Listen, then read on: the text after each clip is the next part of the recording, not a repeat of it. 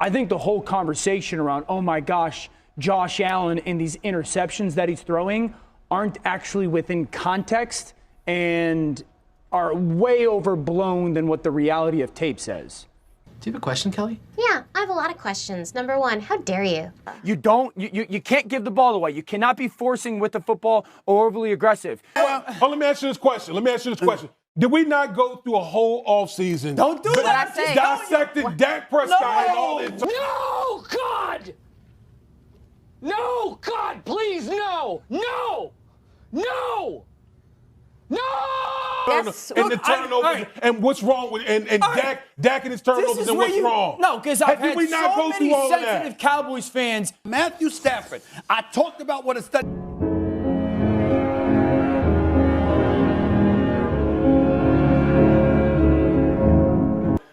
The conversation last year with Dak was about what? Interceptions. Yeah. Right? Like Hugely. Hold up. Wait a minute.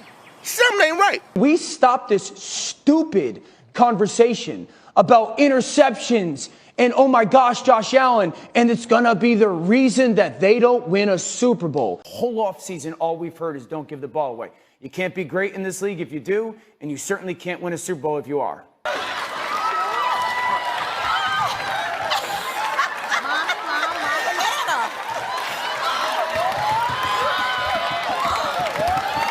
Be more worried about the Jags? Absolutely. Tell me First, why. before I tell you why, I wanted to touch on the interceptions a little bit. Okay. He threw too many. You want him to live on the edge of playmaking, but we can't be, in unnecessary moments, overly aggressive with the football. For Dak Prescott last year, he threw too many. Okay, he threw 15 in the regular season. He's coming off his worst season, throwing 17 interceptions. If people are going to say that Josh Allen leads the NFL in interceptions, we also have to put it into the context that he leads the NFL in touchdowns as well. This shit can't be happening. Why do you guys think I trashed Dak? I have nothing but. You said he played his worst. He's played his worst season. Did he? Is that an outrageous statement? You can't give the ball away. You cannot be forcing with the football or overly aggressive. The man is leading the league since he's been starting. But Marcus, I'm looking at the interceptions and saying, why are they happening? Sometimes interceptions just happen. It's a poor decision by the quarterback, but we want to sit here and say that he's got turnover issues. There has been a progressive regression. Well, see, what I would say there, Dan, though, the first interception got away from him clearly because of the balance of his feet. But it's an awful decision. It wasn't. Harold, the 7 games previous of Dak Prescott that we saw was bottom, down here. That's the worst 7-game stretch of his career.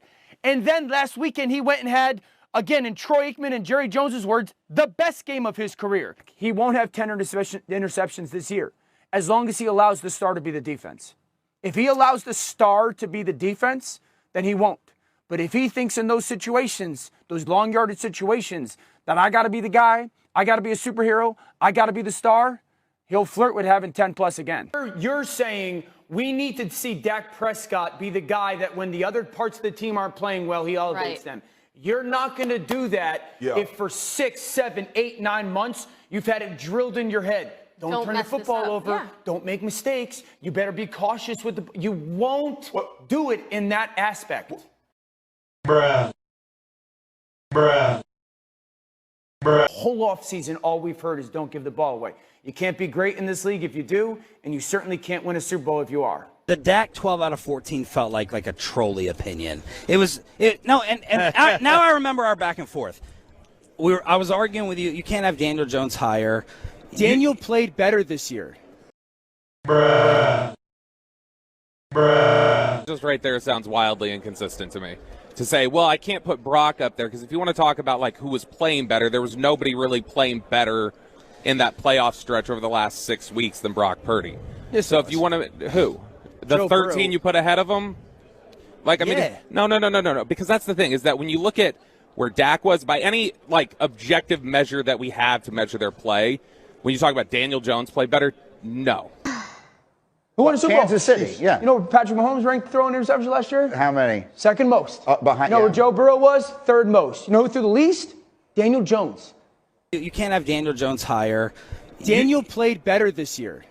You are so dumb. You are really dumb. For real. At least in your words, it sounds like you're saying like you're looking at how things are being weighed or measured of performance, and I'm just saying I'm watching every single snap. So, I remember when I first got into TV talking about Drew Brees and Peyton Manning. I used to say they're boring. I don't need to watch their games. I just have to look at their box score because I know what it's going to look like. Dak, in many ways, is in that conversation right now. He's boring every week. I just know what his box score is going to look like. And I'm just saying I'm watching every single snap. Okay. Got him. Got him. Oh! Whoa! Whoa!